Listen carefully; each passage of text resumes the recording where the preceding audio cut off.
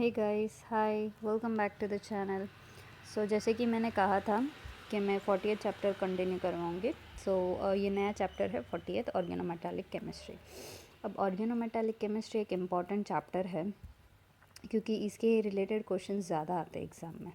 और अभी आपको कितना भी इजी लगे इक्वेशंस पढ़ते वक्त, पर जब हम क्वेश्चन सॉल्व करेंगे ना तो हमें पता चलेगा कि थोड़ा बहुत तो लॉजिक यूज़ करना ही पड़ता है, मतलब थोड़ा बहुत तो एक्सरसाइज देनी पड़ती है हमारी ब्रेन को हमें आंसर्स लाने के लिए।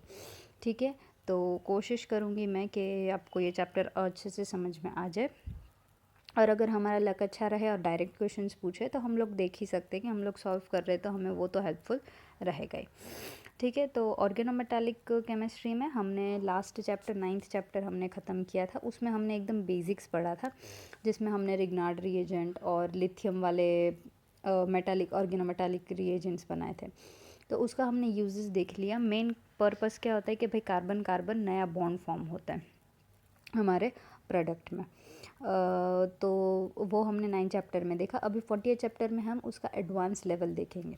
ठीक है, तो शुरू करते हैं। फर्स्ट टॉपिक है transition metals extend the range of organic reactions. तो जैसे कि हम लोग ये चैप्टर में देखेंगे तो हम लोग ट्रांजिशन मेटल्स के बहुत सारे यूज़ करेंगे। ठीक है, ट्रांजिशंस मेटल मतलब कोई भी हो, जैसे कि पैलेडियम यहाँ पे यूज़ किया है। ठीक है, तो जैसे जैसे हम चैप्टर देखेंगे, मतलब एक्चुअली में ऐसा होता है कि जो मेटल यूज़ किया होता है उस मतलब ऐसे नहीं, हर एक साइंटिस्ट ने अलग अलग मेटल ट्रांजिशन मेटल के थ्रू रिएक्शन करने की कोशिश की थी शुरुआत में। तो उनका जो, जैसे कि हम नेम रिएक्शंस करते हैं कि नहीं, वैसे इनकी भी रिएक्शंस है। तो जैसे कि एग्जांपल ले लो, ये हैक रिएक्शन, तो हैक रिएक्शन में उसने यूज़ किया था पैलेडियम, तो उसका नाम हो गया। ठीक है, तो वैसे हम लोग देखेंगे काफ़ी साइंटिस्ट है जिन लोग ने अपने मतलब उनका एक नाम और उनके रिएक्शन में जो मेटल वो अलग अलग है। ठीक है, और इसके ऊपर एमसीक्यूज़ भी आ सकते हैं, वो तो जब हम लोग करेंगे डिटेल में तब हम देखेंगे। तो अभी के लिए इतना कि भाई जो ट्रांजिशन मेटल्स हैं ना, वो लोग एक्सटेंड करते हैं रेंज ऑफ ऑर्गेनिक रिएक्शंस। तो जितना ऑर्गेनिक रिएक्शन जैसे कि हमारा 9 चैप्टर में देखा, तो उसमें भी हम मैग्नीशियम यूज़ किया था, हमने लिथियम यूज़ किया था। तो यहाँ ऐसी बात कर रहे हैं कि अगर हम जितना ज़्यादा ट्रांजिशन मेटल यूज़ करें उतना ज़्यादा ऑर्गेनिक रिएक्शंस की रेंज बढ़ती है।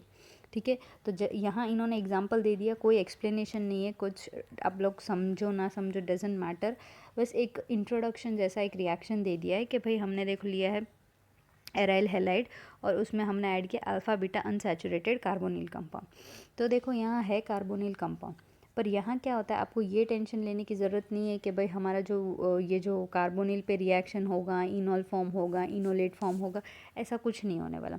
इसमें एक सिंपल सी चीज़ होने वाली है, जो दो रिएक्टेंट है वो दोनों कंबाइन होंगे, एक कार्बन कार्बन नया बॉन्ड बनेगा, या फिर कार्बन ऑक्सीजन या फिर कार्बन नाइट्रोजन, कोई भी बॉन्ड बन सकता है। तो एक नया बॉन्ड बनेगा और हमें हमारा प्रोडक्ट मिल जाएगा। ठीक है, तो ये जो है इसमें इतना ज़्यादा फंक्शनल ग्रुप रिलेटेड नहीं है।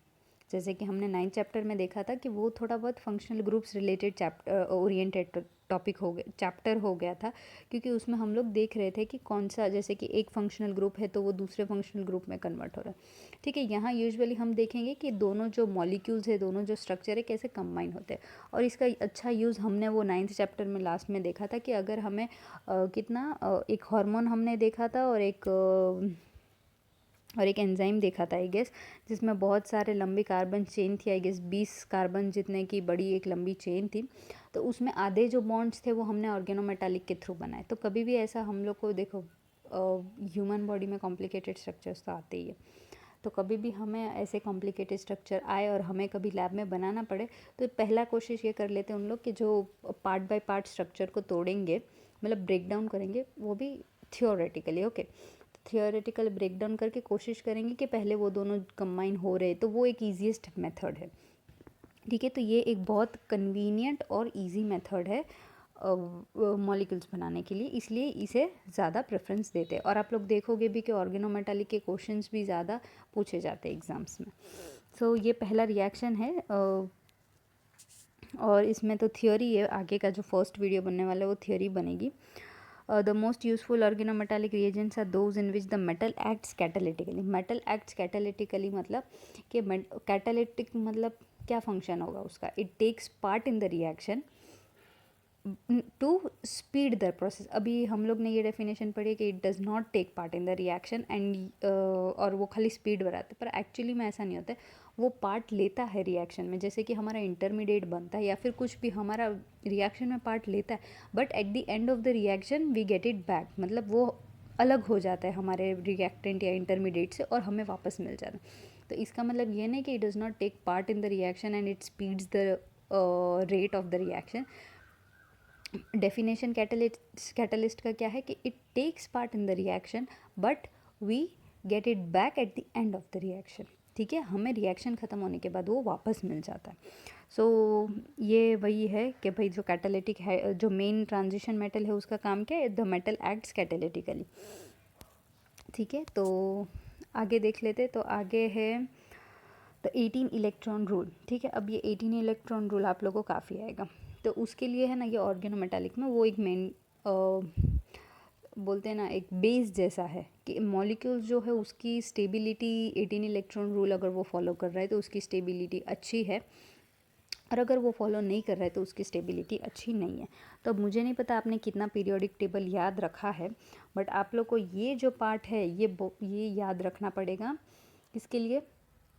ये कम से कम ऑर्गेनोमेटालिक्स के लिए। उसमें भी अगर आप लोग देखो तो ये जो 3D इलेक्ट्रॉन्स है वो ज़्यादा मतलब वो मेटल ज़्यादा यूज़ होते हैं in comparison to 4D and 5D। पर ऐसा नहीं है कि 4D 5D यूज़ नहीं होते। ये टंगस्टन है, एक्सक्यूज़ मी, मोलिब्डेनम है, पैलेडियम है, प्लैटिनम है, तो वो सारे, ऑस्मियम है, तो ये सारे भी यूजेस होते हैं। तो मुझे नहीं पता आप लोग कैसे याद रखोगे। अगर हाँ, मेरे पास ट्रिक तो है, पर अगर आप लोग को अपना एक ट्रिक है तो आप लोग वैसे याद रखो कि ये जो सारे मेटल्स हैं ना, इनमें कितने इलेक्ट्रॉन्स है इन द आउटर शेल, वो हमें इम्पॉर्टेंट है। ठीक है, जैसे इन्होंने दे दिया है यहाँ है नंबर ऑफ़ वैलेंस इलेक्ट्रॉन्स, सो 4 5 6 7 8 9 10 11। तो ये सारे मेटल्स हैं और वो जो मेटल्स है उनकी वैलेंस में कितने इलेक्ट्रॉन्स है वो हमें जानना ज़रूरी है। ठीक है, और उसी के बेसिस पे हम लोग ये 18 इलेक्ट्रॉन वाला काउंट करेंगे।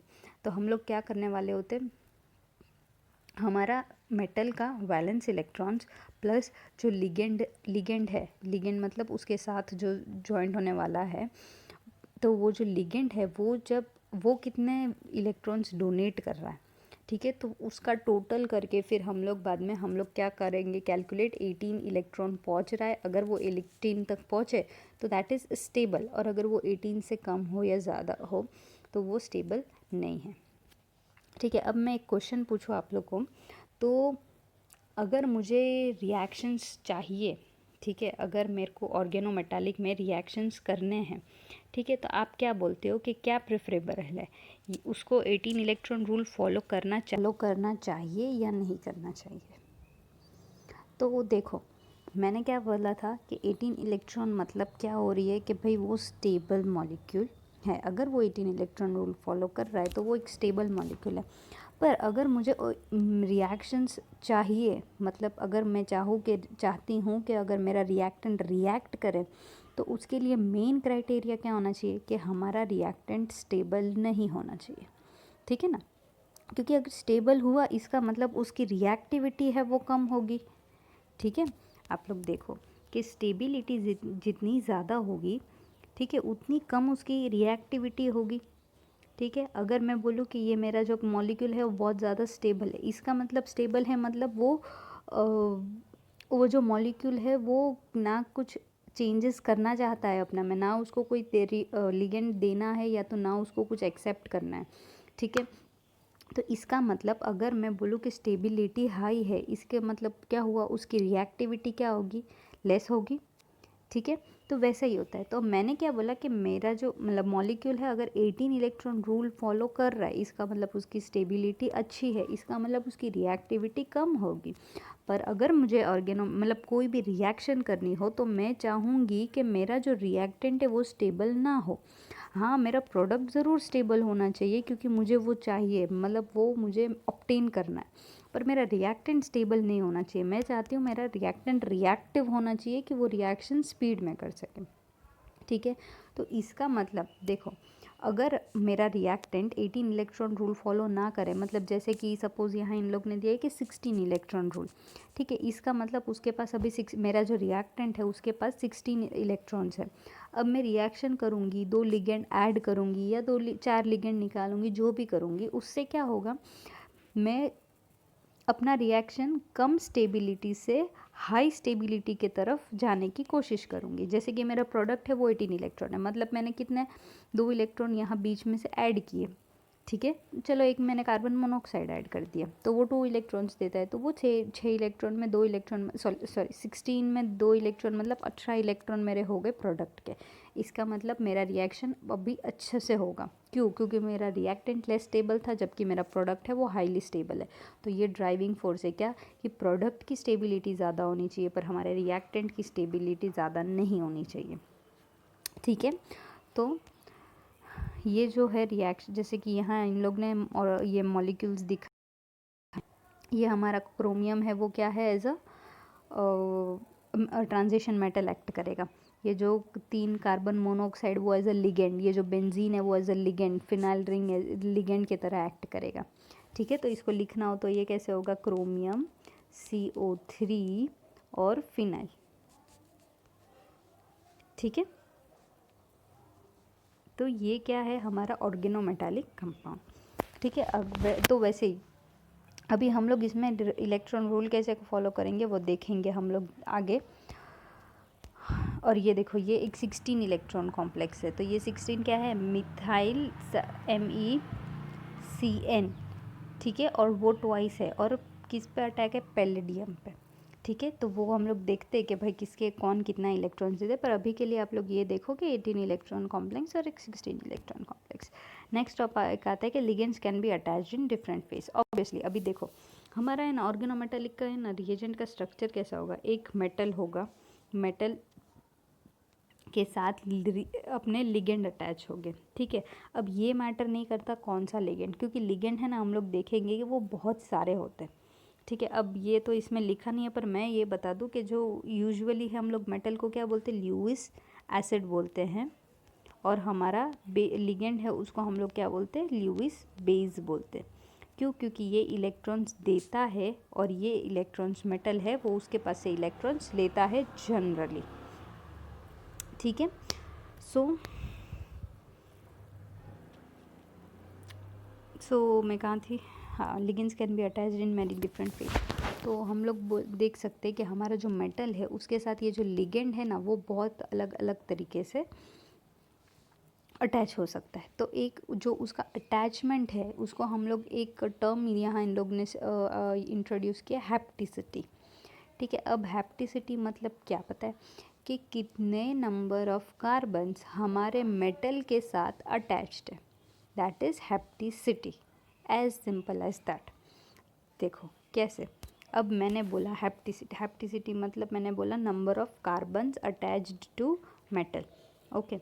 अब देखो जैसे कि मैंने लिया एक फिनाइल ग्रुप, फिनाइल नहीं, मैंने लिया एक साइक्लोपेंटाइल ग्रुप, ठीक है। अब ये मेरा मेटल है, तो मेरा मेटल के पास कितनी पॉसिबिलिटी है, या तो वो एक ही कार्बन एटम से जॉइंट हो सकता है, तो उसको हम बोलेंगे कि वो रुको, या तो वो एक एटम से जॉइन हो सकता है, या तो वो 2 कार्बन के साथ अटैच हो सकता है, या तो वो 3 कार्बन के साथ अटैच हो सकता है, 3 कार्बन के साथ अटैच हो गए, चलो ठीक है, या तो वो 5 कार्बन के साथ अटैच हो सकता है, कि ये सारे कार्बन्स के साथ वो अटैच्ड है, ठीक है। तो इसको हम लोग कैसे रेफ़र करेंगे, तो भाई एक कार्बन के साथ है तो उसको हम लिखेंगे eta1, अगर 2 कार्बन के साथ अटैच है तो हम उसको बोलेंगे eta2, 3 कार्बन के साथ अटैच है तो हम उसको बोलेंगे eta3, 5 के साथ हो तो उसको हम बोलेंगे eta5, ठीक है। तो ईटा क्या है, हैप्टिसिटी इंडिकेट करता है, और हैप्टिसिटी क्या, the number of carbon atoms attached to the metal, ठीक है। सो ये हैप्टिसिटी मैंने इंट्रोड्यूस किया आप लोग को। तो लिगेंड है वो बहुत अलग अलग तरीके से अटैच हो सकता है, ओके।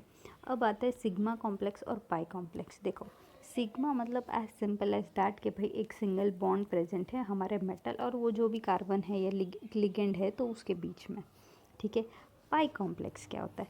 तो भाई पाई कॉम्प्लेक्स देखो, पाई मतलब ऐसा हो जाता है कि 2 इलेक्ट्रॉन्स प्रेजेंट है। सपोज बेस्ट एग्जांपल है उसका ईथीन, मतलब ईथीन CH2 CH2। अब अगर मुझे इसको मेरे मेटल के साथ अटैच करना है तो मेटल के पास कितनी पॉसिबिलिटी, या तो ये वन ऑफ द कार्बन के साथ अटैच होगा, ये पहली पॉसिबिलिटी, या तो वो दोनों कार्बन के साथ अटैच होगा, ये दूसरी पॉसिबिलिटी।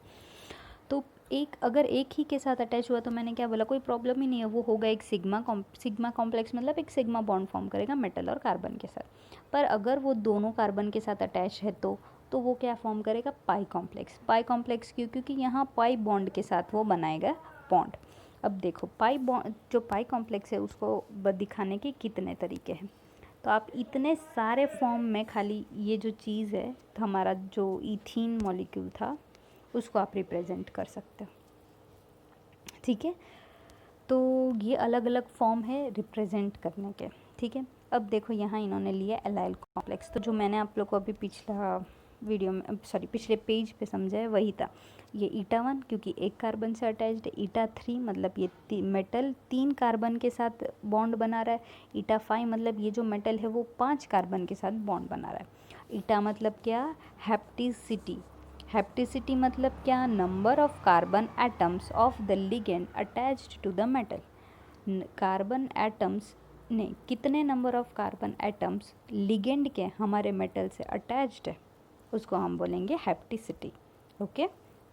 अब वही एलाइल कॉम्प्लेक्स, तो एलाइल कॉम्प्लेक्स मतलब 3 कार्बन होते, तो ईटा 1 हो सकता है, ईटा 3 हो सकता है, ईटा 2 हो सकता है। ये देख लो, ये साइक्लो ऑक्टाटेट्राईन है, तो इसमें कितना 2 कार्बन के साथ ईटा 2, ईटा 4, ईटा 6, ईटा 8 उसके हिसाब से प्रेजेंट हो सकता है जिस जितने नंबर ऑफ बॉन्ड्स प्रेजेंट है, ठीक है। तो उसको हम बोलते हैं हैप्टिसिटी।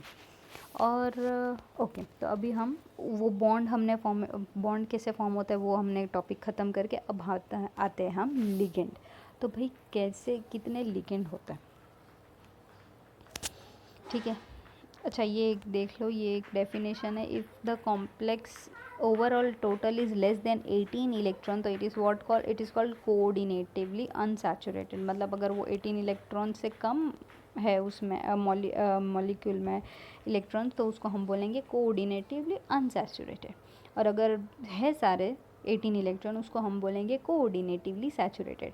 अब ये नाम आपको जानना इसलिए ज़रूरी है क्योंकि एग्ज़ाम में ना इन लोग क्या करेंगे, ऐसा नहीं बोलेंगे कि भाई 18 इलेक्ट्रॉन हमारा प्रोडक्ट बन रहा है, इन लोग बोलेंगे कि भाई तुम्हारा जो प्रोडक्ट है वो क्या है, कोऑर्डिनेटिवली सैचुरेटेड। तो अब आगे का जो आपको मतलब है वो खुद निकालना पड़ेगा कि भाई कोऑर्डिनेटेड सैचुरेटेड के, इसलिए ये जो टर्म्स है वो काम लगती है, ओके। सो अब देखो ये जो है ना अलग अलग लिगेंड्स है वो कितना कंट्रीब्यूट करते हैं इलेक्ट्रॉन्स मेटल को, उसके बारे में है। तो वो तो आप लोग को खुद से याद करना पड़ेगा, कोई ट्रिक नहीं है, पर हाँ मुश्किल नहीं है। Chlorine, bromine, iodine, cyano, OR, H alkyl, ये सारे के चार्जेस क्या है, -1, ओके। और इन लोग इलेक्ट्रॉन्स कितने देते हैं, 2। जबकि Pr3, Nr3, R2O, SR2S, CO, cyano और साइनाइड, आइसोसाइनाइड, ठीक है। तो ये सारे 2 इलेक्ट्रॉन देते, पर ये लोग न्यूट्रल है, ये लोग नेगेटिवली चार्ज नहीं है, ठीक है। अब इसकी बात करें तो फिर ये अल्कीन्स कितने इलेक्ट्रॉन्स देते, 2, उसके पास चार्ज होता है नहीं। एलाइल के पास चार्ज होता है, उसके इलेक्ट्रॉन्स होते हैं 2। पाइलाइल 2 अलग अलग, पाइलाइल कैटायन, पाइलाइल एनायन। अब पाइलाइल एनायन मतलब नेगेटिव चार्ज मतलब उसके पास ऑब्वियसली इलेक्ट्रॉन्स ज़्यादा होंगे, तो कितने, एनायन के पास 4 इलेक्ट्रॉन्स है, कैटायन के पास 2 इलेक्ट्रॉन्स है। चार्ज किस पे है, एनायन पे नेगेटिव, कैटायन पे पॉजिटिव। कार्बिन, नाइट्रीन, साइक्लोपेंटाडाइनल तो 5 और 6 इलेक्ट्रॉन्स और एक नेगेटिव चार्ज, ठीक है। सो ये मैं एक्सप्लेन नहीं कर रही हूँ अभी, मतलब ये तो ओरली बोलने जैसा ही हो रहा है, पर आप लोग को ये है ना याद करना पड़ेगा, या फिर आप लोग याद तो नहीं, आप लोग प्रैक्टिस करोगे ना तो ये अपने आप बाय हार्ट हो जाएगा, पता है। 4 बार आप बुक में देख के देखोगे भाई कितना इलेक्ट्रॉन्स और कितनी वैलेंसी है उसकी, पर छठी बार जब करोगे तब एटलीस्ट आप बिना देख के ही करोगे ना। तो ये आप लोग को याद रखना है, ठीक है। और इसके बेसिस पे तो जब हम लोग मेटल प्लस ये लिगेंड्स के इलेक्ट्रॉन काउंट करें तो उसके बेसिस पे आता है हमारा 18 इलेक्ट्रॉन रूल। और 18 इलेक्ट्रॉन रूल इम्पॉर्टेंट है। इसका मतलब मेटल के इलेक्ट्रॉन्स हमने देखे कौन से पिछले पेज पे, ये आपको याद रखना है। और लिगेंड इलेक्ट्रॉन कितना डोनेट करता है आपको वो याद रखना है, ठीक है।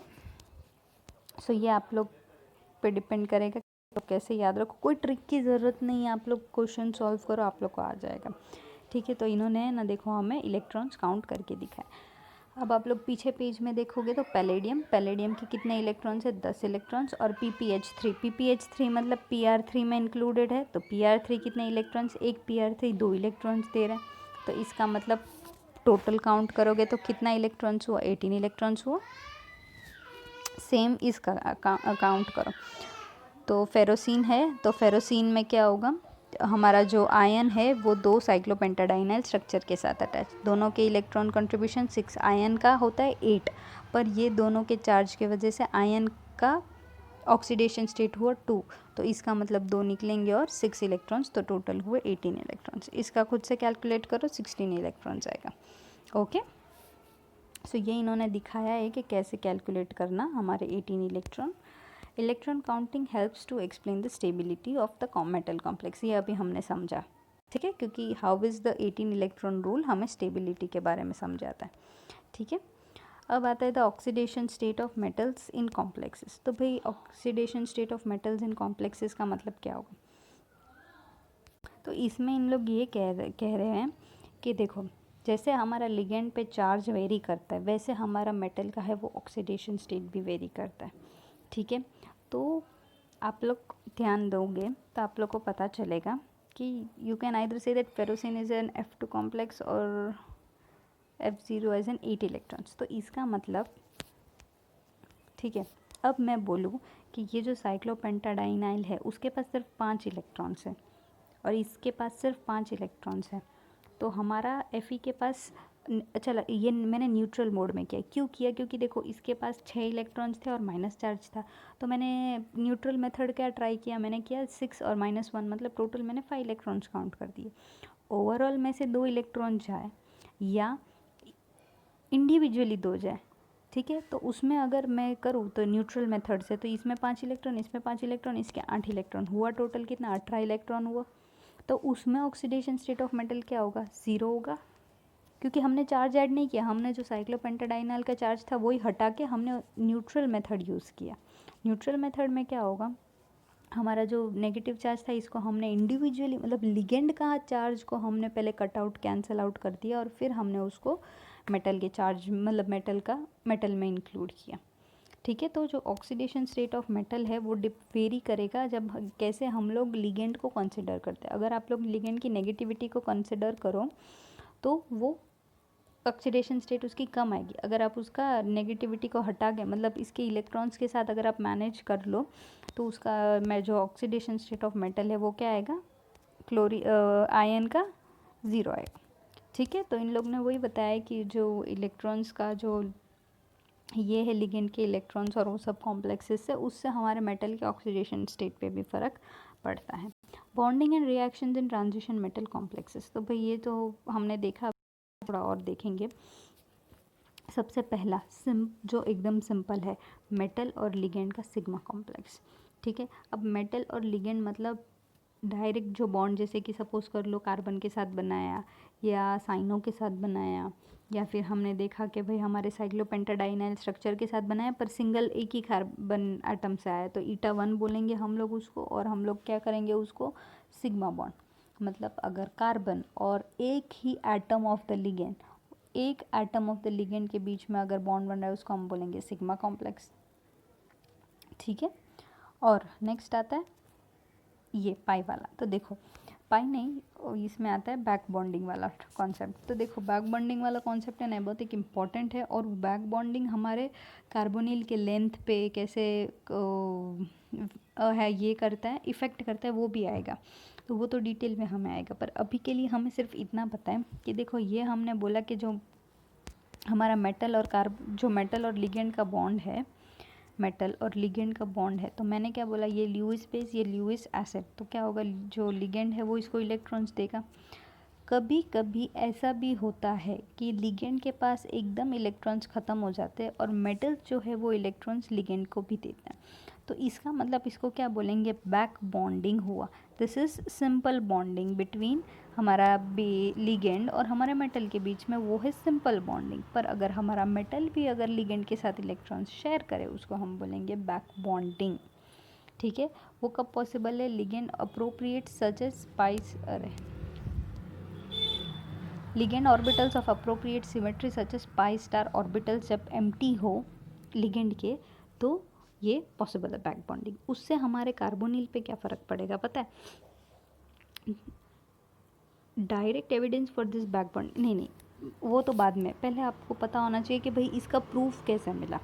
ठीक है, तो हमारे बैक बॉन्डिंग हुआ। अब देखो मेटल और अगर हमारा एक एटम के बीच में बॉन्ड है, तो आपको मतलब ऐसे पता कैसे चलेगा कि इसमें दोनों तरीके, मतलब बॉन्ड बनना है वो तो बनेगा। आपको बॉन्ड जब बन रहा है तो वो कैरेक्टराइज नहीं करेगा ना कि भाई मैं मेटल के लिगेंड वाला बॉन्ड बनाऊँ, मैं लिगेंड टू मेटल वाला बॉन्ड बनाऊँ। ठीक है, तो वो इनको प्रूफ कैसे मिला पता है, कि CO की जो बॉन्ड लेंथ है ना, there is an increase in the CO bond length and lowering of infrared stretching frequency। तो CO की जो बॉन्ड लेंथ हो रही थी कार्बोनिल की, वो इंक्रीज़ हो रही थी। तो वो क्यों इंक्रीज़ हो रही थी, क्योंकि ये मेटल और कार्बन के बीच में अच्छा बॉन्ड फॉर्म हो रहा था। तो इसके वजह से ये जो कार्बोनिल और ऑक्सीजन के बीच में जो स्ट्रॉन्ग बॉन्ड था वो थोड़ा वीक होता गया। क्यों, क्योंकि ये कार्बन अब इसके साथ भी बॉन्ड बना रहा है और इसके साथ भी बना रहा है, तो बॉन्ड लेंथ, ये जो कार्बन और वो ऑक्सीजन है उसके बीच की जो बॉन्ड लेंथ है वो इंक्रीज़ होती है। ठीक है, and there is a lowering of infrared stretching frequency. तो भाई मैंने आप लोग को इंफ्रारेड स्ट्रेचिंग फ्रीक्वेंसी के बारे में कार्बोनिल का इफेक्ट नहीं बताया, तो मैं आप लोग को बैक बॉन्डिंग का इफेक्ट अभी नहीं बताऊंगी। जब हम लोग करेंगे तब डेफिनेटली वो टॉपिक आएगा, तब मैं डिटेल में आपको इंफ्रारेड के ऊपर से CO बताऊँगी। ठीक है, अभी के लिए आप लोग ये बात याद रखो, अगर बैक बॉन्डिंग हो रही है तो क्या होगा, हमारा जो कार्बन और ऑक्सीजन के बीच का जो बॉन्ड लेंथ है वो इंक्रीज़ होगा, और IR की जो फ्रीक्वेंसी है फॉर कार्बोनिल वो डिक्रीज़ होगी। अभी के लिए आप लोग इतना याद रखो। लास्ट है पाई कॉम्प्लेक्स। तो ये तो मैंने आप लोग को अभी जब स्टार्टिंग में ही बताया था कि हमारा मेटल है वो कैसे बॉन्ड फॉर्म करता है। तो और ये जो पाई ऑर्बिटल्स है, लोब्स है इसके अल्कीन की, तो वो जो है वो मेटल के साथ कंबाइन होके ऐसे, मतलब आप कितने तरीके थे, आप कैसे भी लिख सकते हैं। ठीक है, और ये जो बॉन्ड है इसके पास क्या होगा, both sigma character and pi character. क्यों, क्योंकि जब ये दो बॉन्ड्स के पास ही दो बॉन्ड्स है, एक सिग्मा बॉन्ड है एक पाई बॉन्ड है, तो अगर हमारा मेटल दोनों कार्बन के साथ इंटरेक्ट कर रहा हो तो हम उसको क्या बोलेंगे, it has both sigma and pi character. Okay, so last topic करते हैं, oxidative addition inserts metal ions into single bond. तो जब हमने 9th चैप्टर किया था तब मैंने आप लोग को बोला था कि ऑक्सीडेटिव इंसर्शन किया था, ये ऑक्सीडेटिव एडिशन है। तो यहाँ पे है ऑक्सीडेटिव एडिशन, वो वाले में इंसर्शन था, तो सेम चीज़ है यहाँ भी। देखो यहाँ इन लोग ने एग्जाम्पल भी रिग्नार्ड रिएजेंट का ही दिया था जो हमने 9th चैप्टर में देखा था। सेम चीज़, हमारा जो मेटल है उसका कंडीशन सिर्फ इतना होना चाहिए कि जो मेटल है उसका ऑक्सीडेशन स्टेट मिनिमम 2 तक ऊपर जाना चाहिए। जैसे कि यहाँ है तो भाई हमारा मैग्नीशियम 0 में था, रिएक्शन होने के बाद वो Mg2+ में गया। ठीक है, तो जो हमारा मेटल है उसके पास कम से कम 2 गैप का स्टेबल ऑक्सीडेशन स्टेट होना चाहिए। ठीक है, तो ये है वो रिएक्शंस जो हमने सेम 9th चैप्टर में देखी थी। अब आप देखो ये वाले जो रिएक्शंस है वो, तो देखो यहाँ सबसे पहले हमने लिया अल्काइल हैलाइड, उसमें हमने ऐड किया हमारा पैलेडियम मॉलिक्यूल। तो अब ये जो मेटल है वो कहाँ पे अटैक करेगा, ये अराइल और अल्काइल के बीच में। तो यहाँ बीच में पैलेडियम आया और 2 उसके PPH3 ग्रुप्स आए और Br ऐड हुआ। तो अब आप लोग देखो कि ये जो PD के 4 लिगेंड थे, आए इधर 2 लिगेंड। क्यों, क्योंकि देखो पैलेडियम जो है अगर उसका हमने ये देखा था हमने PDPPH3 ये, तो देखो ये जो स्ट्रक्चर है ये एक स्टेबल है 18 इलेक्ट्रॉन के, ठीक है। तो अगर मेरे को इसको कहीं ऐड करना है या तो कहीं निकालना है तो मुझे एक PPH3 रिमूव करना पड़ेगा। जैसे ही मैं एक PPH3 मॉलिक्यूल रिमूव करूँगी क्या होगा, एक जगह बनेगी कि दूसरा चीज़ को कुछ ऐड होना है तो वो ऐड हो सकता है, ठीक है। तो अभी हमारा जो रिएक्शन था इसमें हम लोग क्या कर रहे हैं, तो 2 PPH3 निकालेंगे, तो जिसके वजह से हमारा जो मॉलिक्यूल है वो यहाँ पे इंसर्ट होगा। एक उसने एराइल के साथ बॉन्ड बनाया, एक उसने ब्रियर के साथ बॉन्ड बनाया। अब एक्चुअली में यहाँ इन्होंने यहाँ ख़त्म कर दिया, क्यों, क्योंकि यहाँ हम लोग ऑक्सीडेटिव एडिशन समझ रहे हैं, आगे जाके देखेंगे तो वहाँ रिएक्शंस आएंगे। विल्किंसन कैटलिस्ट बहुत अच्छा कैटलिस्ट है, बहुत यूज़ होने वाला है, और ये चैप्टर में भी हम लोग बहुत सारे रिएक्शन भी देखेंगे, क्योंकि ये किसके लिए यूज़ होता है भाई, ये यूज़ होता है hydrogenation in solution by oxidative addition. मतलब ये देखो, आप 2 H2 मॉलिक्यूल ऐड डालोगे ना तो 2 H2 मॉलिक्यूल ऐड होगा, और इसकी वजह से ये जो मॉलिक्यूल है विल्किंसन कैटलिस्ट ये क्या करता है, हाइड्रोजिनेशन, ठीक है। तो अभी के लिए इतना ही रखते हैं। आई होप आप लोग को समझ में आया होगा। धीरे धीरे हम लोग डिटेल में जाएंगे तो आप लोग को आइडिया आ जाएगा। ये सिर्फ बेसिक इंट्रोडक्शन था, इसलिए ज़्यादा थियोरी पार्टी था। तो अभी के लिए इतना ही, नेक्स्ट वीडियो में मिलते हैं।